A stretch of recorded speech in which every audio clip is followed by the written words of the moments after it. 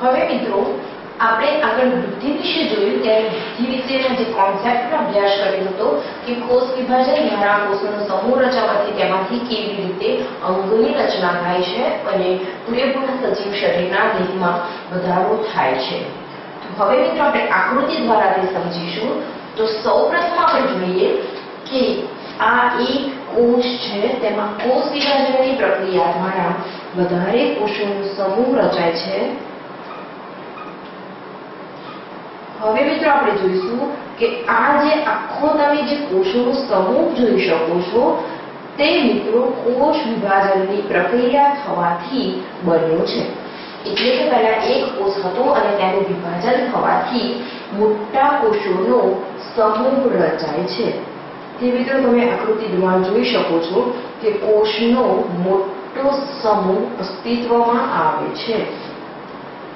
હવે મિત્રો આ જે કોષનો મોટો સમૂહ અસ્તિત્વમાં આવ્યો છે તે જો કોઈ જ કાર્ય માટે અથવા તો કોઈ જ રીતે અલગ ડિફરન્શિએટ ના થાય તો આ જે કોષનો આખો સમૂહ છે તે આપણા કઈ કામનો રહેતો નથી, પરંતુ તેનું વિભાજન થવું જોઈએ. મને વિભાજન થઈને હવે આજે કોષનો સમૂહ બન્યો છે તો મેં આપણે આગળ કીધું તે પ્રમાણે કે આખા કોષનો મોટો સમૂહ રચાઈ જાય એમાંથી થોડા નાના કોષનો સમૂહ ભેગો થઈને પેશીની રચના કરે છે. હવે મિત્રો હું બ્લુ લાઇનથી જે દર્શાવું છું તે ધારો કે આ 4 કોષોનો સમૂહ ભેગો થઈને એક પેશીની રચના કરે છે. તેવી જ રીતે આ બીજા 4 કોષોનો સમૂહ ભેગો થઈને બીજી પેશીની રચના કરે છે. હવે મિત્રો આ તમે આકૃતિમાં જોઈ શકો છો કે જુદા જુદા થોડા કોષોનો સમૂહ ભેગો થઈને એક પર્ટિક્યુલર પેશીની રચના કરે છે.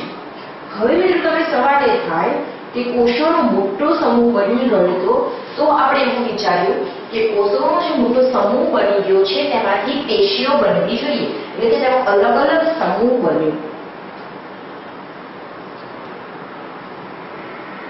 તો હવે મિત્રો આપણને સવાલ એ થાય કે આ જે આખી બધી પેશીઓનો સમૂહ બન્યો છે, હજી અંદરના કોષોનો સમૂહ પણ આપણે દર્શાવી શકીએ છીએ કે જેમાંથી પેશીની રચના થાય છે. તે મિત્રો તમે આકૃતિમાં સ્પષ્ટપણે જોઈ શકો છો કે મેં જે બ્લુ ડોટથી દર્શાવ્યું છે તે પેશીઓ દર્શાવેલી છે. તો હવે મિત્રો તમને ખ્યાલ આવશે કે સૌપ્રથમ કોષોનો સમૂહ ભેગો થઈ ગયો તો થોડા કોષો ભેગા થઈને આ જે બ્લુ લાઇનથી દર્શાવ્યું છે અલગ અલગ ચોરસ ખાનામાં તે બધી પેશીઓની રચના થઈ. પરંતુ હવે મિત્રો સવાલ એ થાય કે પેશીનો પણ મોટો ઢગલો હવે તો અસ્તિત્વમાં આવી ગયો. પહેલા કોષનો મોટો ઢગલો હતો તો થોડા ભેગા કરીને પેશી બનાવી. હવે તમે કાઉન્ટ કરી શકો છો કે પેશી પણ એ 1 2 3 4 5 6 7 8 9 10 11 12 13 14 એટલે કે 14 પેશીનો સમૂહ પણ અસ્તિત્વમાં આવી ગયા છે. તો મિત્રો હવે આપણે કહીશું કે પેશીના પણ જેને મોટા એટલે કે વધારે સંખ્યાના સમૂહો રચાઈ જાય છે તેને થોડી પેશીઓના સમૂહો ભેગા થઈને એક વિશિષ્ટ અંગની રચના કરે છે. હવે મિત્રો આપણે જોઈશું કે હું રેડ લાઇનથી દર્શાવું છું કે આ જે બ્લેક કલરના સૌપ્રથમ હતા તે કોષમાં સમૂહ હતા, કોષો. હવે મિત્રો ત્યારબાદ આ જે બ્લુ લાઇનથી જે ચોરસ બતાવ્યું છે તેને આપણે પેશી કહી શકીએ છીએ. તો હવે મિત્રો જ્યારે આ કોષોનો સમૂહ ભેગા થઈને પેશીની રચના કરી તો હવે હું રેડ લાઇનથી જે દર્શાવીશ તે ધારો કે એવું વિચારીએ કે આ 1 2 3 4 પેશી ભેગી થઈને એક અંગની રચના કરે છે. હવે મિત્રો આ જે ભેગા થઈને એક પેશી ભેગી થઈને એક અંગની રચના કરે છે, એટલે કે આટલી જે પેશી છે તે કોઈ એક અંગ બનાવવા માટે સંકળાયેલી છે. તેવી જ રીતે આ જે ધારો કે આટલી પેશીનો સમૂહ છે તે બીજું કોઈ અંગ બનવા સાથે સંકળાયેલ છે.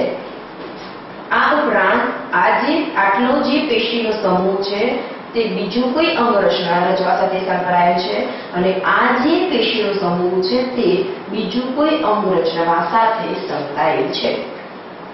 તો હવે મિત્રો તમે જોઈ શકો છો કે પહેલા કોષ એક જ હતો તેની સંખ્યામાં વધારો થયો અને મોટો સમૂહ બની ગયો. તો આપણે બ્લુ લાઇનથી દર્શાવી પેશીઓમાં તેને ડિફરન્શિએટ કર્યો. તો પેશીઓનો પણ મોટો સમૂહ બની ગયો તો થોડીક પેશીઓ ભેગી થઈને પર્ટિક્યુલર અંગની રચના કરી માટે મિત્રો જેમ જેમ કોષ વિભાજનથી કોષની સંખ્યામાં વધારો થતો જાય છે તેમ તેમ મિત્રો કોષની સંખ્યામાં વધારો થવાથી અંગોની સંખ્યામાં પણ વધારો થાય છે અને અંગોની સંખ્યામાં પણ વધારો થવાથી સજીવ શરીરનો દેહનો અથવા દેહના કદમાં વધારો થાય છે જેને આપણે વૃદ્ધિ કહીએ છીએ। તો હવે મિત્રો વૃદ્ધિ એ શું છે, સજીવો વૃદ્ધિ કેવી રીતે કરે છે તે બધો જ કોન્સેપ્ટ તમારા માઇન્ડમાં ક્લિયર થઈ ગયો હશે।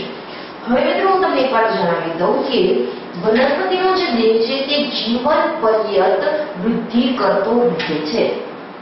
વનસ્પતિ દેહ જીવન પર્યંત અથવા આપણે એવું કહી શકીએ કે પૂરા જીવનકાળ દરમિયાન વનસ્પતિ દેહ જીવન પર્યંત વૃદ્ધિ કરતો રહે છે। વૃદ્ધિ કરતો રહે છે। આ ઉપરાંત મિત્રો આપણે એવું કહી શકીએ કે પ્રાણી શરીરનો જે દેહ છે અથવા તો પ્રાણી શરીર છે અથવા તો પ્રાણીનો જે દેહ છે તે તેના જીવનના અમુક નિશ્ચિત તબક્કા સુધી જ વૃદ્ધિ કરી શકે છે, ત્યારબાદ તેની વૃદ્ધિ સ્થગિત થઈ જાય છે। તે જ રીતે જોઈએ તો પ્રાણીનો દેહ તેના શરીર તેના જીવનના નિશ્ચિત તબક્કા સુધી જ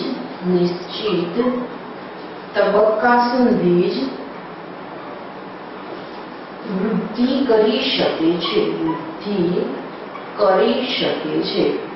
હવે મિત્રો આપણે જોઈશું કે ત્યારબાદ તેની વૃદ્ધિ સ્થગિત થઈ જાય છે। ત્યારબાદ તેની વૃદ્ધિ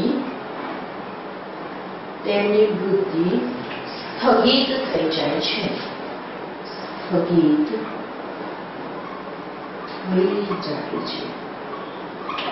તો હવે મિત્રો તમને આ વૃદ્ધિ વિશેનો જે આખો કોન્સેપ્ટ હતો તેના વિશે ખ્યાલ આવી ગયો છે। હવે આપણે બીજા એક અગત્યના લક્ષણ વિશેનો અભ્યાસ કરીશું।